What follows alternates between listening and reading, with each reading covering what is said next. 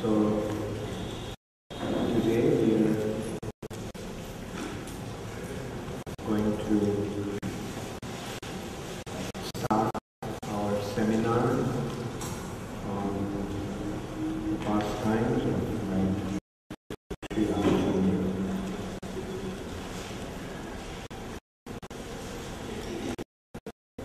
What is the difference between Krishna and Ram?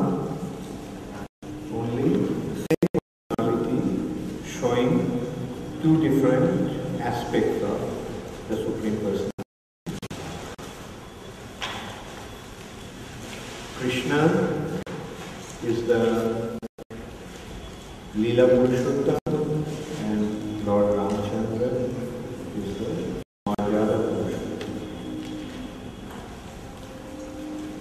Lord Ramchandra is teaching us how to act according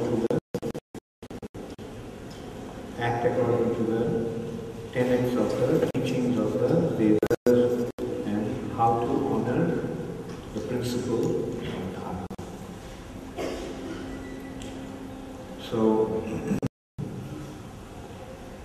the same personality performing two different types of, two completely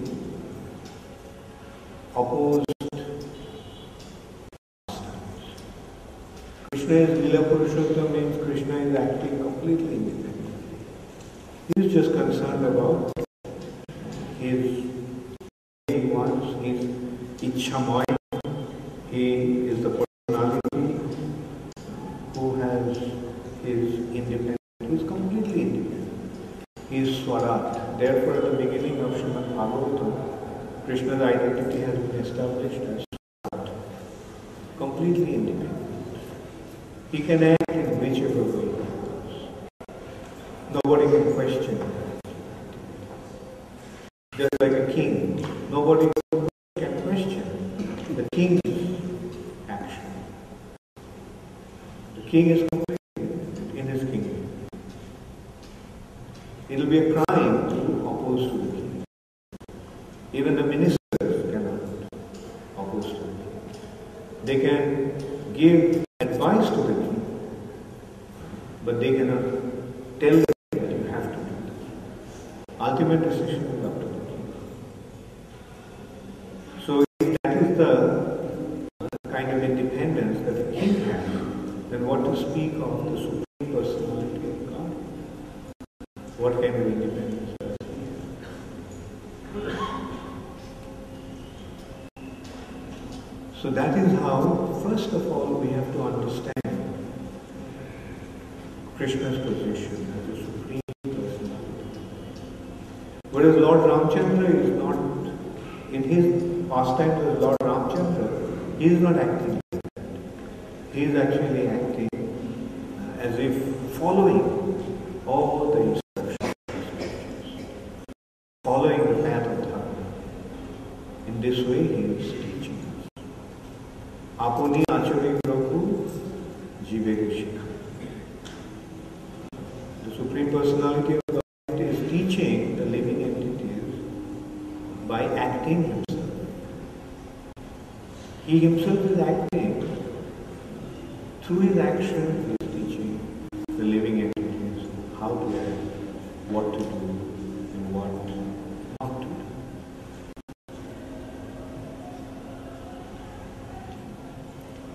So, the Ramayana has 7 kandas. 7 kandas means seven principal sections. And they have many different chapters in each one. Ramayana is composed of 84,000 shlokas. Srimad Bhagavatam, the 12th cantos of Srimad Bhagavatam has how many shlokas? 18,000. But Ramayana has 24,000 shlokas. 7 sections of Ramayana. The first section is known as childhood pastimes of Lord, Bala Kanda. Then next one is Ayodhya. Then Aranyakanda. Then Kishkindakanda. Then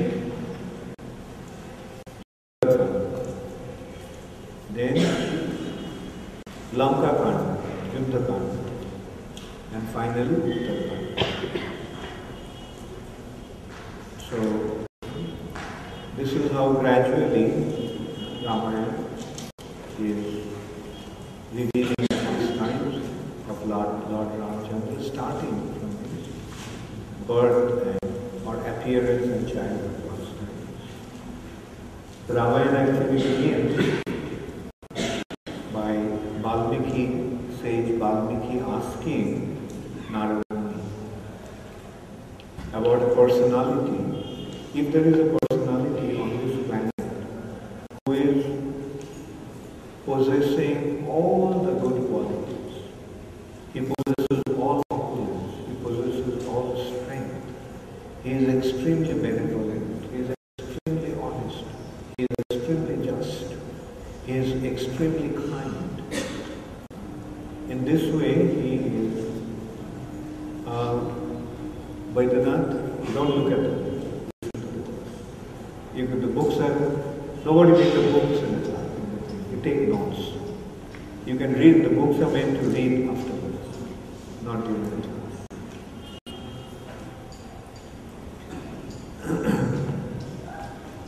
So, and who possesses a flawless character. And who is equal to everyone. So, in one hand we can see who can have these qualities. Only the Supreme Personality of Godhead, or a perfect representative of the Supreme Personality. In this way, so at the beginning of Ramayana, it is being established that the Supreme Personality of Godhead, the King, is meant to represent the Supreme Personality. He is meant to represent the Supreme Personality.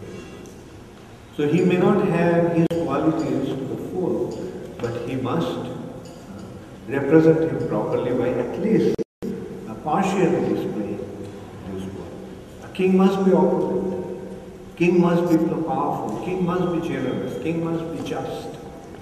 King must be equal to everyone. So in this way, Lord Ramchandra, through his pastimes, we will see, is establishing the ideal king. He is establishing the necessary qualities of an ideal king. He appeared in a Kshatriya family, because the Kshatriyas are meant to rule. And he comes to Yada in Dharmasya Glani, comes to establish Dharma, and that is the responsibility of the king.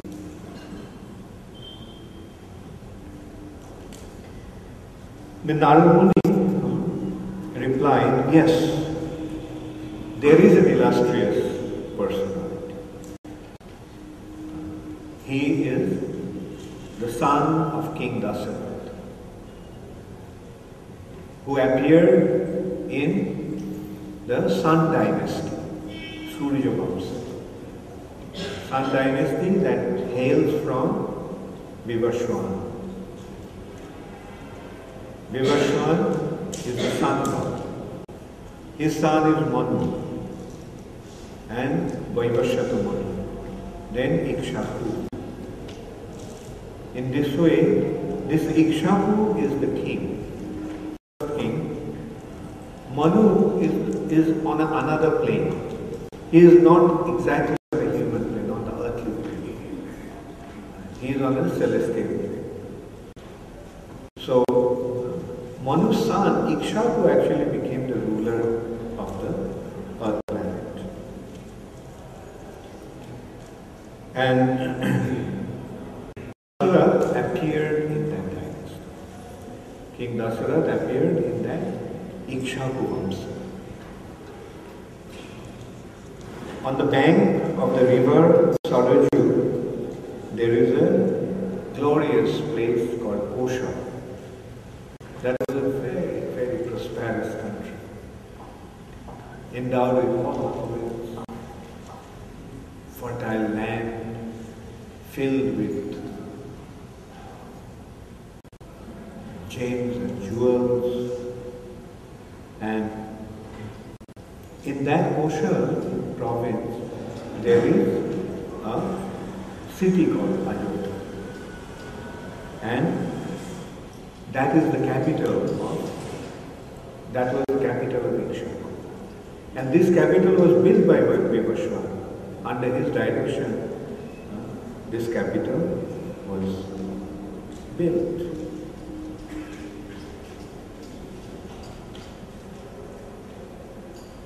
It has been described that glorious city was 96 miles long and 24 miles wide.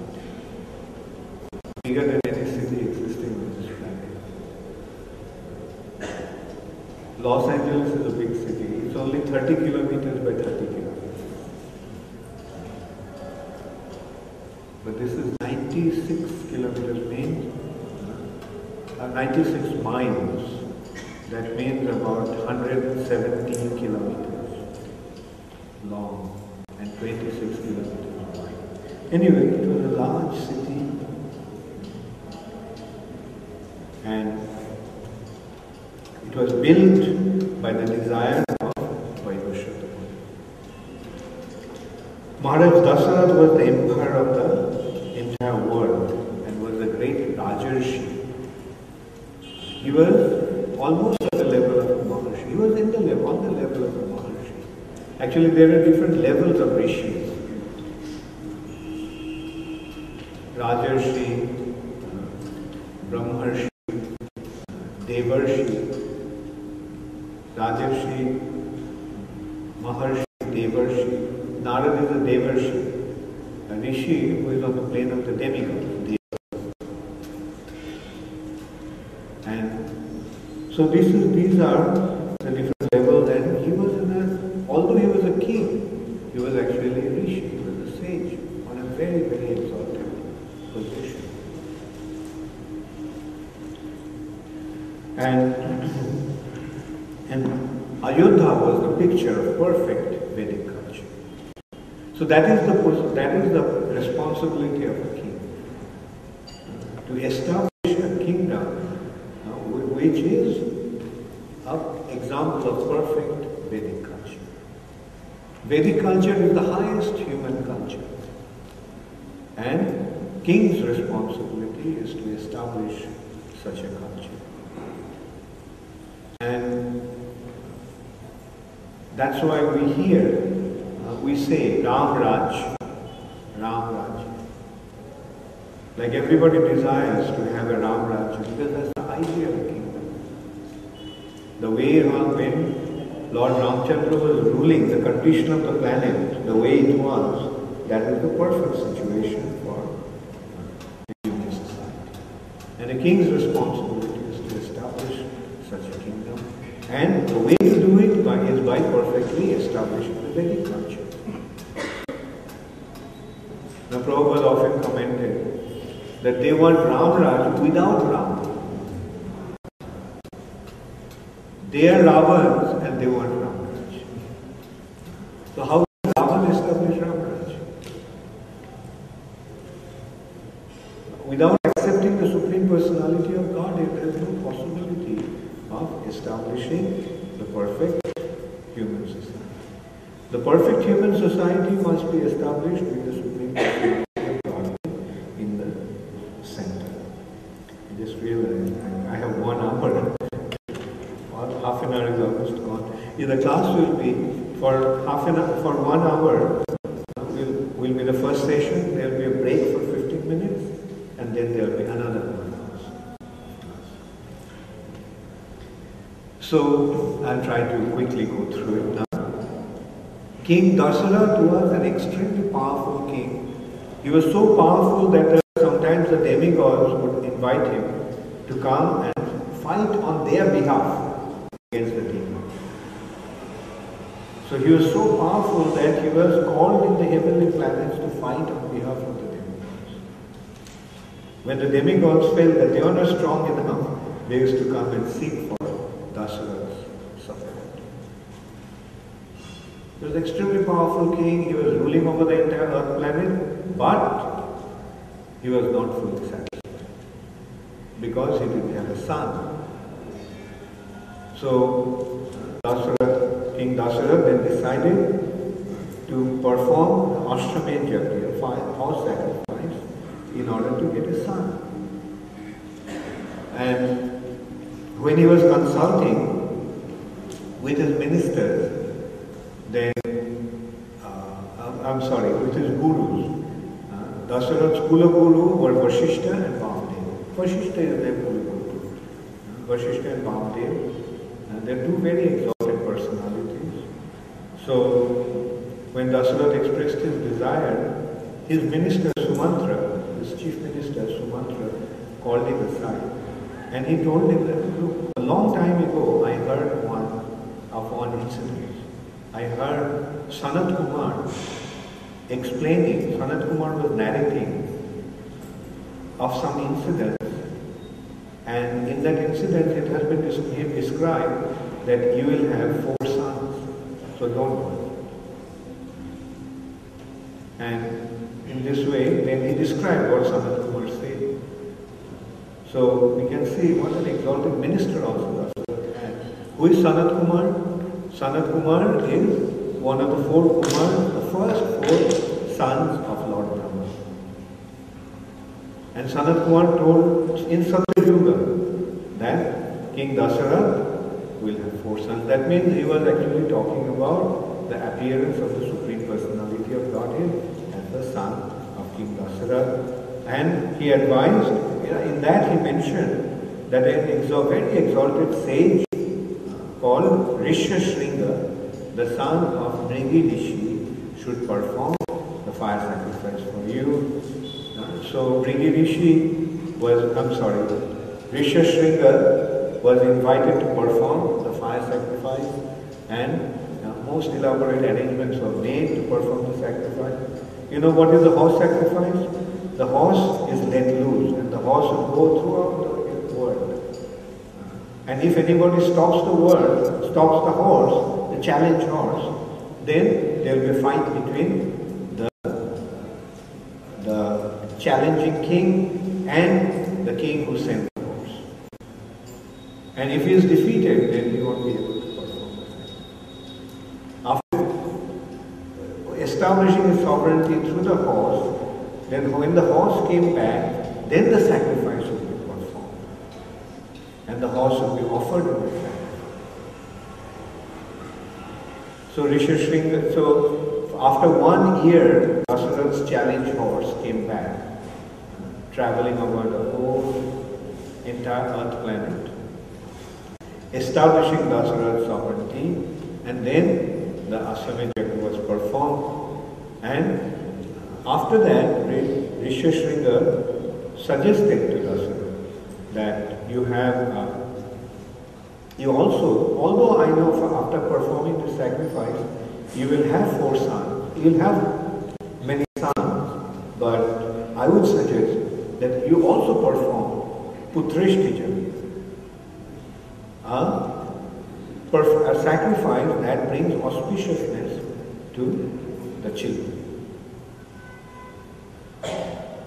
to beget children. So then he performed Putrishti Yajna, and from that sacrificial fire, a dark personality appeared, extremely beautiful and extremely effulgent. It was such a brilliant personality that everyone was awestruck. And the personality declared that he was a messenger of Lord Vishnu. And he appeared with a bowl of sweet rice. He gave it to King Dasarath and told him to offer it to his queens. And Dasarath gratefully took that, thanking that personality, worshipping him, and he circumambulated the person Then he took that pot of sweet rice and gave half of it to his principal queen, Kaushalya, and 1/4, and then he divided it into 4 portions. Then out of the 4 portions, he gave 2 portions to Kaikeyi and 1 portion to Sumitra. Dasarath had 3 wives. And then after some contemplation, he offered the remaining portion also to Sumitra. And as a result of that, after 1 year, on the 9th day of the month of Chaitra, the waxing period, waxing fortnight of the month of Chaitra, a beautiful son was born. And then a few days after that, another son was, one beautiful son was, the first son was born of Kaushalya, then the second son was born of Kaikeyi, and then after a few days, Sumitra gave birth to 2 sons. And after 13 days, they were given, Vashishta came and gave them the names. Vashishta named the first son as Ram, the second one as Bharat, and the twins of Sumitra were named as Lakshman and Shatrugna. From the beginning of their childhood, Lakshman was inseparable from Rama. He was very attached to him. He was always with Ramchandra. And Shatrugna became very attached to Bharat. And all the 4 children were extremely attached to each other. And Dasarath was especially attached to the eldest son, Ram. And Ram was excelling everyone in all celestial transcendental qualities. So, and when Ram reached the age of 16, one day, a great sage called Vishwamitra came to the palace of King Dasarath. Dasarath was very happy that such an exalted rishi, such an exalted sage, has come to his palace. So he invited him with great honor, made him sit on the throne and asked him, please tell me what can I do for you? I'm prepared to do anything that you want me to do. I'm nothing but your servant. So that was the attitude of the kings in those days. When a saintly personality came, they would greet them with all honor and respect and lay everything at their feet, including themselves. And so in this way, when Dasarath greeted Vishwamitra, then Vishwamitra told him that, look, I was performing some yajna, and when the yajna was about to be completed, then 2 terrible demons, 2 accomplices of Ravana, came to and started to plunder my yajna by throwing all kinds of inauspicious articles like meat, blood, urine, stool in my sacrifice. So in this way they are spoiling my sacrifice.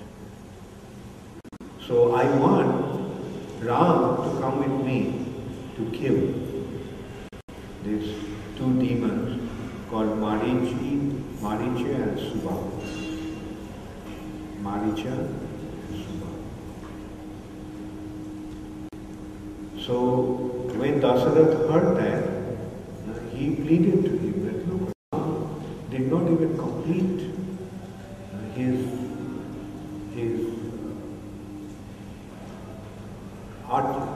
education of using weapons. He did not get proper, he didn't complete his training, military training as he never had been, doesn't have any experience in going to a battlefield and fight a battle.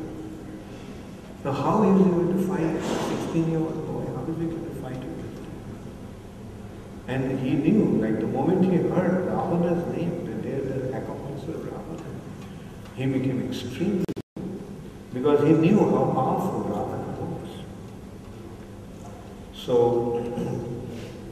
he pleaded to Vishwamitra that please, I will go with one Akshauhini soldier and I will kill those demons on your behalf. But please spare Rama. And if at all Rama has to go, then let me also go with him, with my army. But Vishwamitra at that became very angry. He said, you promised that you are going to do whatever I want you to do. And now you are retracting your promise, retracting your vows. You are refusing to accept my proposal. He said, I'll just leave right now. And as a result of the sinful activity, your whole dynasty was destroyed. And when Vishwamitra became angry like that, the whole earth started to shake. And even the demigods became afraid, seeing Vishwamitra's rage. So, in this way, when Vasishtha saw that Vishwamitra in that condition, he told Dasara, Vishwamitra is such a powerful sage that he himself could kill those demons. But he doesn't want to do that. Because he has accepted the Brahminical way of life. He has taken the life of non-violence. Vishwamitra used to be a king at one time. And by pleasing Lord Shiva, he received all the celestial weapons. So don't worry, Vishwamitra will give Ram all those weapons. And Vishwamitra will empower Ram, or Vishwamitra will be there. If he didn't think that Ram is capable of killing the demons, he would never have come to him. So don't oppose to his proposal, just accept his proposal and allow Ram to go. So then Dasarath, who actually fainted on hearing, he agreed on the advice of Vasishtha. Then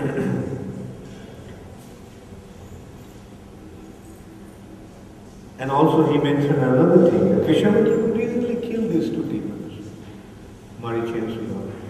But he is simply asking Ram to come with him, simply to enhance Ram's life. So then Ram was allowed to go with Vishwamitra. But then after that, Vishwamitra took Ram, and Lakshman, who was practically inseparable from Ram, also followed him. So then they went with Vishwamitra. They walked along the bank of Saraju for 12 miles, and then they came to the river. Then they decided to stop there at night and the evening. And Vishwamitra told Ram to go and do Achaman and come back to him. He said, I will give you two very special mantras known as Bala and Ativa. And by receiving this mantra, you will never feel any exhaustion and you'll never grow old. So he gave the mantra to Ramchandra, and then they all took rest at night. Then in the next morning, they started their journey. Then they came to a place, Ramchandra, seeing that place, he told Vishwamitra that this place seems to be terribly frightening. There's two forests, there was a dense forest, as if the light didn't enter into it, because it was so thick and dense. And he asked, what happened? This place is causing fear in the hearts. So Vishwamitra said that actually after Indra killed Vritrasura, then this place, the demigods, in order to cleanse Indra of the sinful activities bathed him in the Ganges. And after that, the water became contaminated. So that contaminated water was thrown in this area. And Indra blessed that this place would become very prosperous because it took this thing. So two very, very prosperous cities came out there, known as Malada and Korusha. But then later on, I mean that place was, these are two very prosperous cities. But then one demoness called Taraka came here. And she started to create so much disturbance, killing so many people, that everybody ran away from here. And as a result of so here also we can see that the first was Utana and the first was Taraka. So both of them killed two women, and they were both hesitant about doing that. Ramchandra was hesitant about it, but because Vishwamitra advised him, Ramchandra agreed to kill the demons. And so then, as Ramchandra twanged his bow, it created such a terrible sound with arrows and that cut her ears and nose, and she ran away and started to shower boulders on Ram, being invisible. Ram, when shooting his arrows, he broke all those big boulders. And then Taraka came to devour Ram, assuming a gigantic form. And Ram shoot an arrow, and Taraka was dead. Anyway, so after killing Taraka, they came to Vashishta's ashram, and Vashishta started to perform his sacrifice. Ram and Lakshman were guarding the ashram. And in the meantime, for 6 days, nothing happened. No demon came, there was no disturbance. But on the 6th day, as the yajna was about to be finished, and from the success of the yajna, Soma Rasa used to appear. So when the time came for the Soma Rasa to appear, then these two demons, then all of a sudden the sacrificial fire lit up very brightly. And they could understand that now the demons are coming. And these two demons just came. As they came from the sky, as they were lowering down, Ram and Lakshman, Ram shoot an arrow, and this one demon, Taraka, being struck by the arrow, was flown 100 yojanas, that is about 800 miles, onto the sea. And the other Subhahu, Ram shoot another arrow. With that he killed Subhahu, the second demon. And with the third arrow, he took care of the rest of the demons. So Vishwamitra performed his yajna successfully. He blessed Ram profusely. And then Vishwamitra told him about King Janak, who had a bow of Lord Shiva. And he told him that he would take him to show him that bow. And he had another intention behind that. Because King Janak made that arrangement that he had a daughter called Sita, whom he received at the time when he was ploughing the sacrificial area to plane that.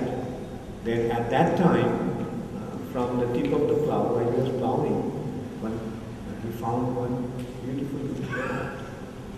So he raised her as his own daughter, and she was called Sita, because Sita means the tip of the plow.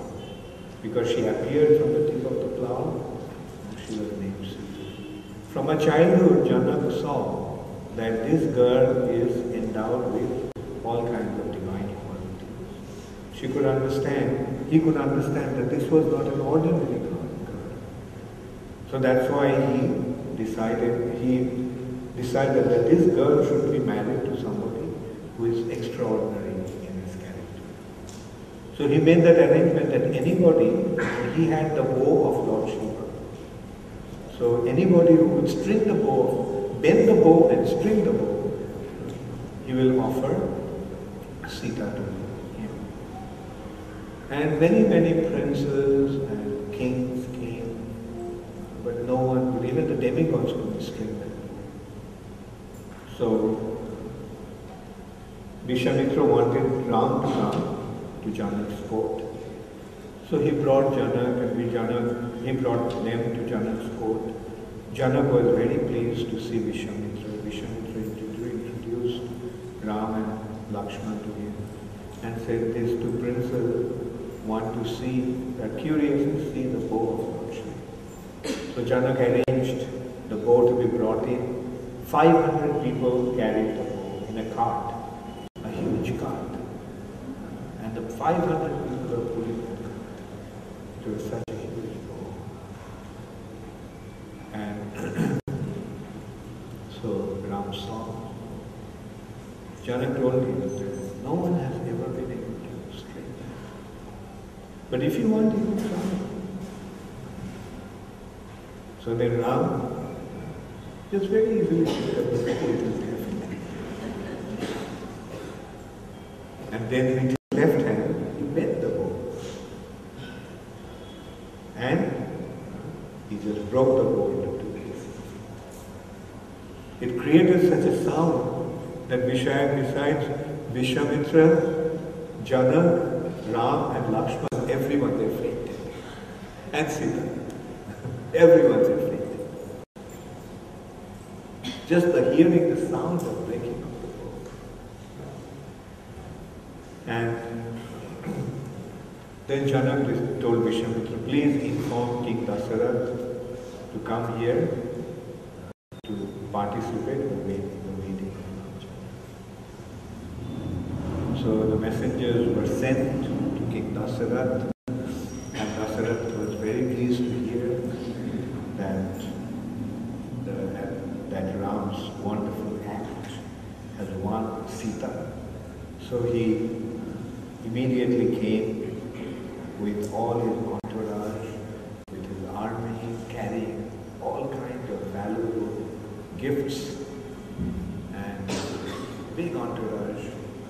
With a big entourage he came, and the wedding ceremony was performed. And in that wedding, Janak also proposed that his other daughter Sumitra be married to Lakshman. And during that wedding,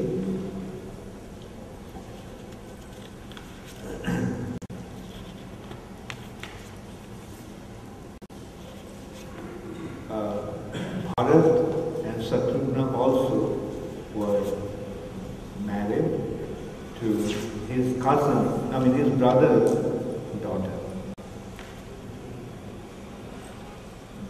Satrugna was married to Shrutakirti, and I'm just trying to remember.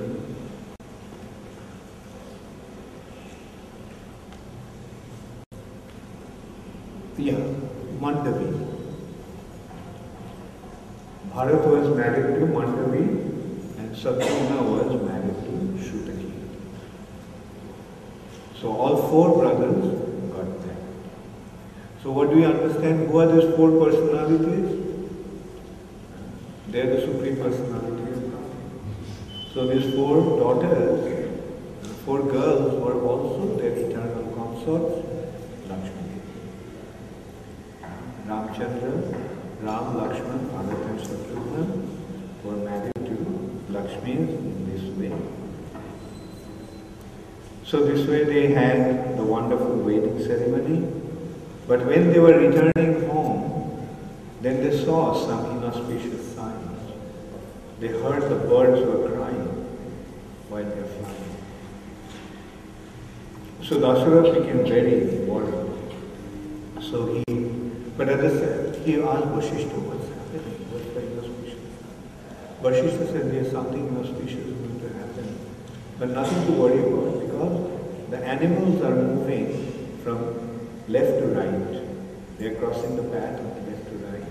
So that means this auspiciousness is not going to be harmful. This inauspiciousness is not going to be harmful. So at that time they heard the animals were crying. The wind started to blow terribly. And everywhere there was a very frightening atmosphere. Then they saw a terrible personality appear. He had an axe on his right shoulder, and he had a bow on his left shoulder, and he was carrying an arrow in his hand. He had matted hair, a terrible person. So the sages there who were accompanying King Dasarath, they recognized him. And they saw they recognized him to be Parashurama. So they told him that, look, you took a vow. You decided that after annihilating the Kshatriyas from the surface of the earth for 21 times, you have retired. You are not going to take any violent action. So please give up this attitude. But Parashuram ignored them. Dasarath was pleading, please tell us how can we serve you. We are subordinate to you. We are soul surrendered to you. Parashuram ignored Dasarath. He went straight to him. He said, I heard that you broke the bow of Lord Shiva. I have the bow of Lord Vishnu. So if you can bend that and string that, then I'll consider you to be worthy of fighting. So in this way he challenged him. Everybody became very afraid because the Parashuram had some animosity against the Kshatriya. Because one Kshatriya killed his father. Therefore he just wiped out the Kshatriya. The Kshatriyas became so independent, so tyrannical, that 21 times he annihilated all the Kshatriyas. So everyone became afraid that he will harm Ram. In their eyes, he was only a 16-year-old boy. But Ram just accepted his challenge. He took the bow. And when he took the bow, he also took away all the power that Parashuram had. Parashuram was a Shaktabesha. The Lord has invested the power in him. So now, Lord Ramchandra, while taking the bow from his hand, he took the power also from him. And Parashuram's form just lost all the luster. He became weak. Anyway, Ram then bent the bow, strung the bow, and he put the arrow on the. He pulled it up to his ears. And then he told Parashuram, since you're a Brahmin, I am not going to kill you. But I will destroy all the pious activities that you have acquired. In order to go to heaven, I will destroy it. Then Parashuram begged him that yes, I know I lost my austerity, the virtue, the piety that I acquired by performing all these austerities and penances. in order to go to heaven, but please at least allow me to stay in Mahendra Mountain, where he will stay. So then Ramchandra released the bow, because once a Kshatriya puts an arrow on the bow, he has to release it with a purpose. So he released it, and Parshuram's entire piety and all the good deeds that was there in his credit, they all were destroyed. Then Parshuram, with a dejected mind and a bent head, he went back to the mountain. Dasarath, along with his sons, newly married sons, returned to Ajodhya. So in this way, it's the Bala Kanda section of Ramayana. So now I'll give you 15 minutes break.